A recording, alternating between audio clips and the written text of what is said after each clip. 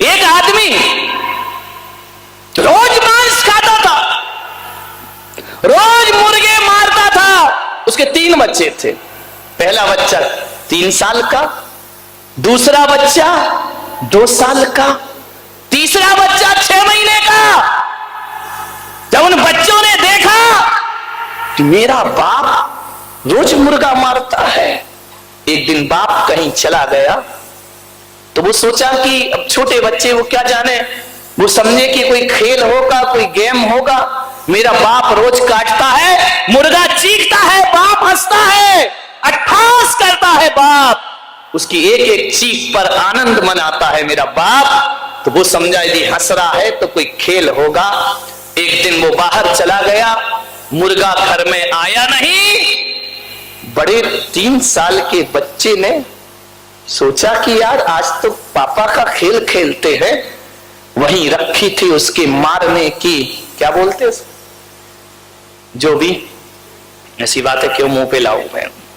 विचार करिए, जो छुरी रखी थी मारने की, ध्यान रखना। उसने कहा चलो बच्चे, छोटे भाई से कहा अपन खेल खेलते हैं।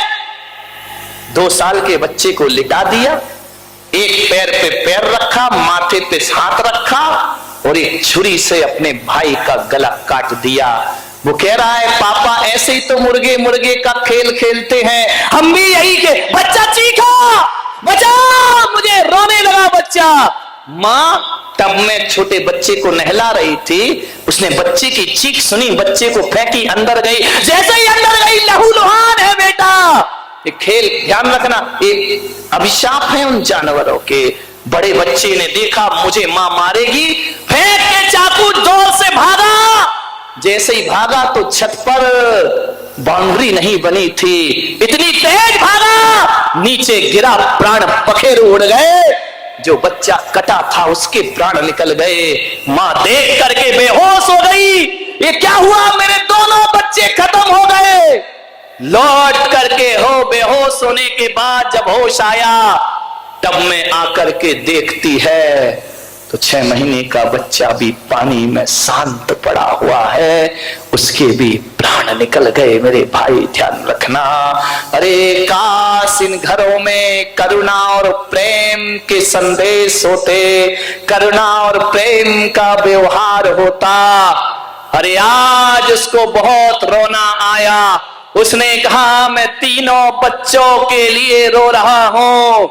भीतर से मुर्गी चिल्लाई, तू 3 के लिए रो रहा, मैं कितनों के लिए रोई होंगी। ध्यान रखना, आज तेरे बच्चे मरे तो तुझे कष्ट हो रहा है, मेरे बच्चे तूने रोज मारे हैं मेरे सामने। ध्यान रखिए, कर्म फल तो प्राप्त। एक बकरी को एक पंडित काट रहा था, बलि दे रहा था देवी के लिए, बलि चढ़ा रहा था। बकरी को सजाया, श्रृंगार किया, माला पहनाई, तलवार उठाई, और जैसे ही तलवार उठाई बकरी जोर से हंसी। उसने देखा ये हंस क्यों रही है, बकरी जोर जोर से रोई। उसने पूछा कि तू हंसी क्यों, तू रोई क्यों? बोले पंडित, मुझे रोना तो इसलिए आया कि पिछले 100 जन्म से तू मुझे मार रहा है, बाहरी मेरी तकदीर, मैं बकरी बनती हूं, तू कसाई बन जाता है। 100 जन्म से तू मुझे मार रहा है, और हंसी इसलिए आई कि ये मेरा आखिरी जन्म है, अब तू बकरी बनेगा और मैं पंडित बन करके खड़ी होंगी, इसलिए मुझे अपने आप पर हंसी आ रही। एक आदमी ने कहा कि महाराज यदि बकरों को काटेंगे नहीं, मारेंगे नहीं, मुर्गों को मारेंगे नहीं, तो इनकी संख्या बढ़ जाएगी, इतने हो जाएंगे, इतने हो जाएंगे कि आदमी को रहने को स्थान नहीं। इनका गलत फहमी। एक बात बताइए, बकरे क्यों बढ़ रहे हैं दुनिया में, मुर्गे क्यों बढ़ रहे हैं दुनिया में, बताओ क्यों बढ़ रहे हैं? और दूसरे प्राणी क्यों नहीं? जो काटे और मारे जाते हैं ना, उनकी ही संख्या बढ़ती है, और जो काटे मारे नहीं जाते, मेरे देश से टाइगर कम हो रहा है, मेरे देश से शेर कम हो रहा है, मेरे देश से चीते कम हो रहे हैं।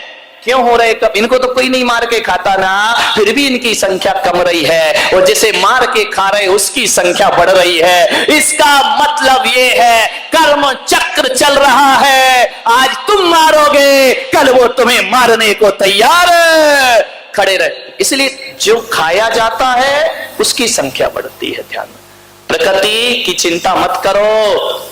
आप मांस खाना छोड़ दीजिए, प्रकृति का संतुलन प्रकृति अपने आप बना लेगी मेरे भाई, अपनी व्यवस्था स्वयं कर लेगी। आप ये विचार मत लाए। क्या स्वाद होता है मांस में? आदमी रंग देखता है और स्वाद देखता है। एक बात बताओ, मैं चुनौती देता हूं, मैंने तो अपने जीवन में हमारी कौम में कोई छूता भी नहीं है, ध्यान रखिए, लेकिन मैं इतना ही जानता हूं कि मांस में कोई स्वाद नहीं होगा। मांसाहार में कोई स्वाद होता है? मैंने एक जगह देखा, जब महाराष्ट्र में विहार किया, हर कदम कदम पे मांसाहार की दुकान, हर होटल में मांस बिका करता है। बोर्ड में मैंने पढ़ा, महाराज के साथ में चल रहा था, मैंने कहा महाराज ये क्या लिखा है? जहां शाकाहारी दुकान आती है वहां लिखा रहता है शुद्ध शाकाहार है? आज तक नहीं पढ़ा शुद्ध मांसाहार। कहीं पढ़ा तुमने? शुद्ध शाकाहार तो पढ़ा होगा, शुद्ध pure veg, pure non veg, ये तो हो ही नहीं सकता है। मैंने कहा ऐसा क्यों?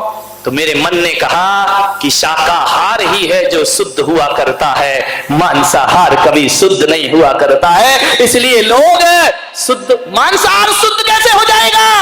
वो तो अशुद्ध है, इसलिए लोग उसके आगे शुद्ध लगाते।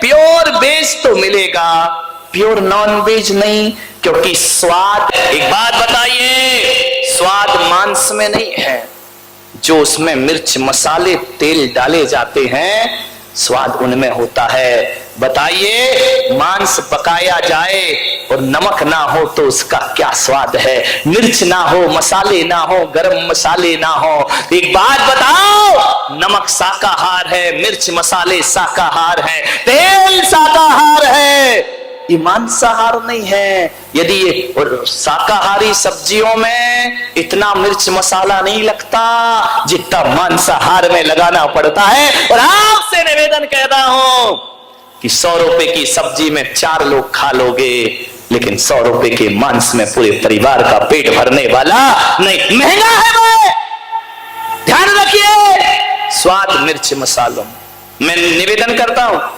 मांसाहार छोड़ के शाकाहार पर जियोगे, लेकिन शाकाहार छोड़ के मांसाहार पर नहीं जी सकते।